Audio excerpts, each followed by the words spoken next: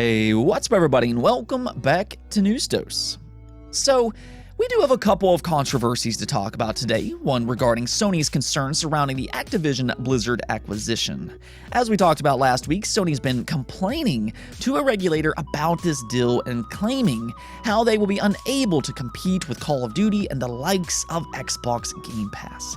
I don't think that this is a great look for them, but in their own words, this acquisition will influence platform choice. Yeah, not a big surprise, but well, Microsoft has now officially responded and just wow. They are calling Sony out here and are just flat out dismissing their claims, so we're going to talk about that one a little later on today. Also, that Splatoon 3 Direct did air today as well, where they did have a lot to reveal, and I do mean a lot, but maybe actually just a little bit too much, as one thing they announced has left some mixed reactions within the community.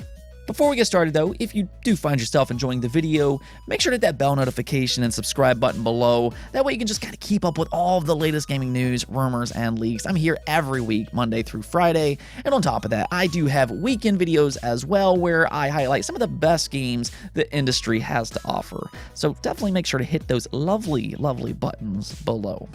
Let's go and jump into the news though, starting off with an upcoming Square Enix game that's been garnering quite a bit of attention online, and that's Diofield Chronicles. This is a strategy RPG, which we've kind of seen a bit of a resurgence for this genre in the last year or so, which is definitely cool to see in my opinion, and it does look pretty good so far. It does seem to have its own spin on things with more of a real-time take to its combat, and it's just kind of nice to see Square Enix kind of tackle this genre once again with some new ideas. You know, in many ways, they are kind of the pioneers of these tactical RPGs with, games like Final Fantasy Tactics. Though if you are on the fence on whether or not you want to pick Diofield up next month on September 22nd, this is a new IP and everything, well, they just released a demo for all platforms. That means that you can play it right now on the Nintendo Switch, PlayStation, Xbox, and then of course, the PC. I've heard the demo is actually quite lengthy, as it's the complete first chapter, which runs you several hours, and on top of that, if you do decide to purchase it yourself, all your progress will transfer over to its complete release. So I do like what Square Enix is doing here, and if anything, I like their confidence in giving this game a rather lengthy demo well ahead of its launch, which is again September 22nd. Now, we also got an update for PlayStation Plus Extra and Premium, as Sony just announced more games that's heading over to the service this month in August. Of course, this is a part of their newest mission to strengthen their footing in the increasingly competitive subscription wars, which is actually going to be very important for our next topic, but for now, let's just go and take a look at their newest additions. On August 16th, they're adding 12 more games, including Yakuza 0, Yakuza Kiwami 1 and 2, Dead by Daylight, Ghost Recon Wildlands, Bugsnax, Metro Exodus, Trials of Mana, Everspace, Uno, Monopoly Madness, and Monopoly Plus. So that's actually a lot of titles, and there are some really good games here. I mean, if you haven't already played games like Yakuza, y'all have heard me say this 100 times on the channel, but those are must-play games for fans of single-player story-driven experiences. I cannot recommend those games enough. Bugsnax is also surprisingly good. Yes, it does have an odd premise and everything, but don't let that fool you because it's still actually a good game. And that quality extends over to games like Metro Exodus, Trials of Mana, and the popular Dead by Daylight. Unfortunately though, one thing that fans have noticed about PlayStation Plus's latest lineup is that it doesn't include any new classic games, or at least as of yet, which, that is kind of disappointing considering that is the main draw for premium subscribers after all. Hopefully though, they'll announce some new classics sometime here soon, but I think that that's kind of the thing about their new offering here, because Extra and Premium is obviously better than PlayStation Now, and they're bringing some really great games to its service as we're seeing here. But I still feel like it needs to just take one more step forward before it becomes truly enticing for an even larger audience. I know some of you all might think that I'm just being overly critical here, but I do 100% believe that it needs more day one releases. Last month it got Stray, which, that was awesome, but they still need to do that on more of a consistent basis. It can't just be older games. It needs to be a good mix of both, but hey, that's all in my opinion. Maybe you disagree, and if you do, let me know on exactly why I'm wrong. Alright, so speaking of Sony's newest subscription offering though, Microsoft had a lot to say about their latest response regarding the Activision Blizzard acquisition. In case you missed it last week, basically, Sony has made the claim to a Brazilian regulator that they cannot compete with Xbox Game Pass and the likes of Call of Duty. They state that Call of Duty is an unrivaled franchise that they cannot replicate, and that more or less, because Call of Duty's popularity, after the acquisition, it will influence platform choice, including Microsoft's Xbox Game Pass. I mean, I think the absurdity of this claim really just kind of comes down to them trying to play as this innocent victim that always plays the nice guy, when we know as fans, we know 100% that that is not the case at all. I mean, as an example, Sony themselves, they make acquisitions. They've acquired a lot of studios in recent years, and well, you know, that was made to quote-unquote influence platform choice. And they also locked down major third-party exclusives such as Final Fantasy. So it just comes off as this incredibly hypocritical claim.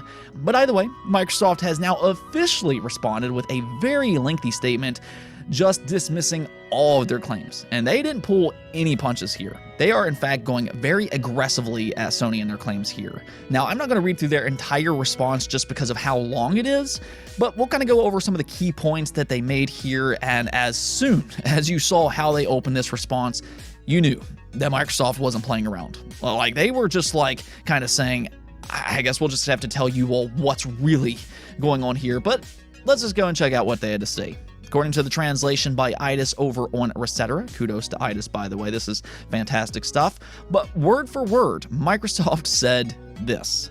Not surprisingly, Sony was the only third party to convey public opinion materially different from Microsoft Activision Blizzard King, and the third parties regarding the competitive analysis of the transaction. The not surprisingly part is what gets me here, but they continue on to say, in short, Sony is not resigned to having to compete with Microsoft's subscription service. Sony's public outcry on subscription games and the company's response are clear. Sony doesn't want attractive subscription services to threaten its dominance in the market for digital distribution of console games. In other words, Sony rails against the introduction of new monetization models capable of challenging its business model. And I think that right there was the most telling part about this entire statement, because Microsoft is pretty much saying Sony's afraid of change and they're afraid of Xbox Game Pass. Sony doesn't want subscription services because it threatens their main way of selling games. If they have it their way, it will only be $70 retail games, which has been very successful for them. In fact, Microsoft says that they are dominant in that field. Microsoft pointed out, though, that the game industry has several ways of selling games, including subscription services, and points out that Sony themselves, in fact, has their own subscription model right now, which is successful.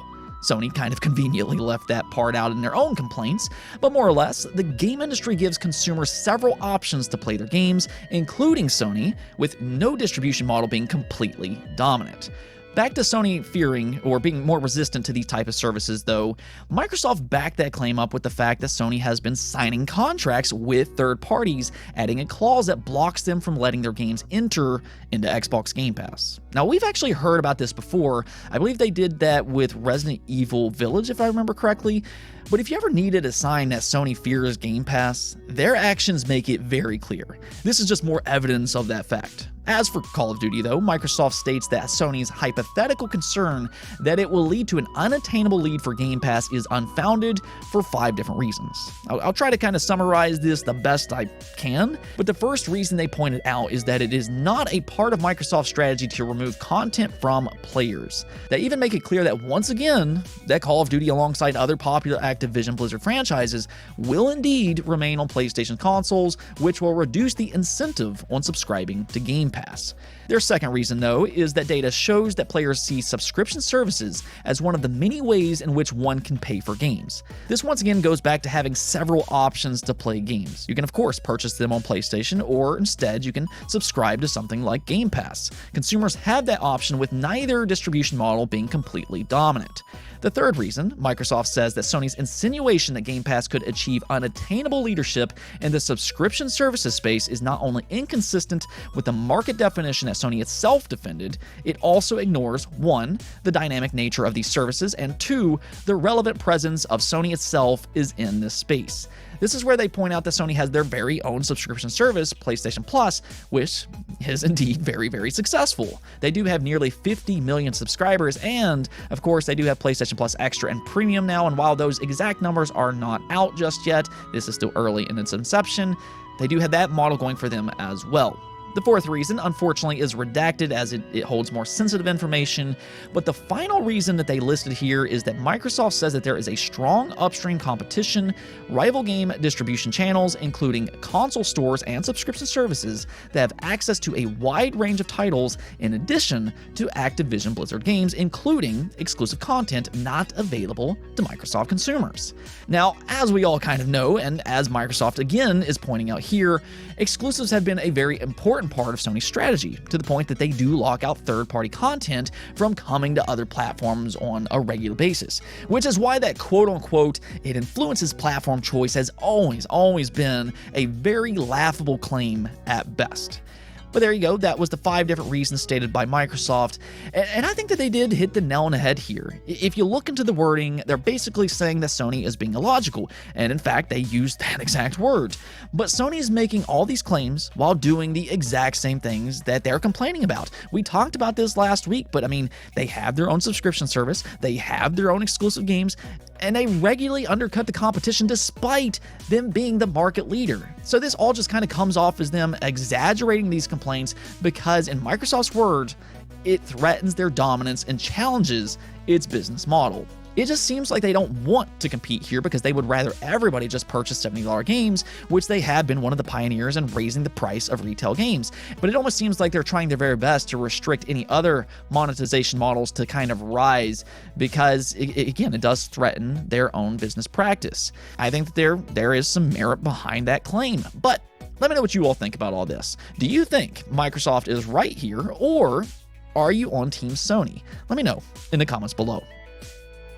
Let's go and talk about Splatoon 3 though, as they did have that direct today where they revealed 30 minutes of new gameplay, and as you'd expect, they did reveal a lot of different things here, including new stages. There was new weapons such as a powerful looking katana. They talked about special weapons, different gear, the lobby, the customization, its cooperative mode, Salmon Run, the story, and even new NPCs. They put it all on the table, and I mean, I love that Nintendo does this type of stuff. Splatoon 3 does look good. It's pretty much what you would expect from this franchise. But if anything, you know exactly what you're purchasing when it fully releases on September 9th. I'd actually like to see more publishers do things like this, but however, there was one thing that they revealed today that has led to some very mixed reactions, and that is the announcement that Splatoon 3 will receive major paid DLC. Now, we don't know exactly what this DLC is just yet, but this doesn't really sit right with some people out there because there is this common belief that some games hold back content simply to nickel and dime you later on. This is an ongoing trend that we've seen within the game industry, and I can understand that sentiment. I mean, on one side, I think that it's okay to push DLC and expansions. I don't really have a problem with that, but at the same time, maybe you don't need to necessarily announce something like this before the game is even officially out. You know, this is a full-fledged $60 game after all. It's not free to play or anything like that. And now you know it's going to cost more in the long run if you do want all of its content. It just makes it look like this content was simply held back to make some extra money. Now, we don't know that for an absolute fact, but I think that that's kind of the problem here. Let's just hypothetically say that 3 to 6 months after the release of Splatoon 3, Nintendo came out and they put a direct together and they announced this DLC. I think then fans would have been really excited about it. It's new content for Splatoon 3. But that's not what they did here. They instead announced it before it ever even released. And I think that that's the issue that we're kind of looking at. It's just the timing of all of this. What I will say though is that based on what Nintendo has revealed, Splatoon 3 has a lot of content. It's one of those rare games that has a single player campaign, it's got a cooperative horde mode, and then with its main attraction, it's got that competitive multiplayer on top of that. So it's definitely not short on content, but let me know. Do you have a problem with game developers announcing paid DLC for full-price games before they even release? Or do you think people are simply overreacting here? Let's go take a look at the poll of the day, where I asked you all, have you ever purchased a premium controller such as the Xbox Elite, SCUF, etc., etc.? And as you can see here, the wide majority of you all being 58% said no, while 20% of you said yes, you currently use one, then 12% said no, but you plan to in the future, and then 9% said yes, but no longer use it. So based on these results, about 32% of you could potentially be using a premium controller if the ones planning on getting one of these in the future decides to dive in. That's actually a pretty good turnaround for these type of controllers, considering just how expensive they are. I mean, usually you're talking about $150 plus. That's also the exact reason on why a large majority skips out on these type of controllers. They are niche at the end of the day, but still a very smart thing for PlayStation and Xbox to manufacture. Now, I will say for myself that I am actually included in the 9% here, as I have bought a controller like this in the past, but I no longer use it. And that's the original Xbox One Elite controller. Now, the Xbox Elite controller I think is rather interesting because on one side, it's probably the best controller that I have ever used for competitive games, hands down. It's very beneficial in that aspect, as you can map the buttons to different back paddles, and it's got a lot of customization. But the problem that I had with that controller was its durability.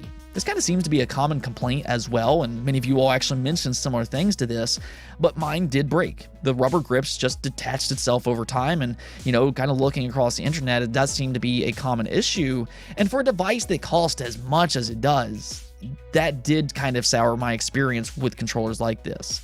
That's really the only reason I haven't purchased the Elite 2 controllers up to this point. I was really tempted to with the Halo controller, and I kind of held off on that, and now it looks like they are planning to release the white edition as well. Once again, I think that it looks absolutely fantastic, and knowing how good these controllers are, because I have used it in the past, it has my interest. But again, the durability just kind of continues to be a concern for me. At the same time, though, I mean, even though my experience wasn't fantastic, I've still seen countless people out there claim that they've had zero issues at all. So it just kind of seems like a case-by-case basis. Anyways, though, that's it for this episode. But if you liked the video, don't forget to bell notification and subscribe button for more content just like this. Also, if you'd like to support the channel through Patreon, thank you for making this content possible. Peace out.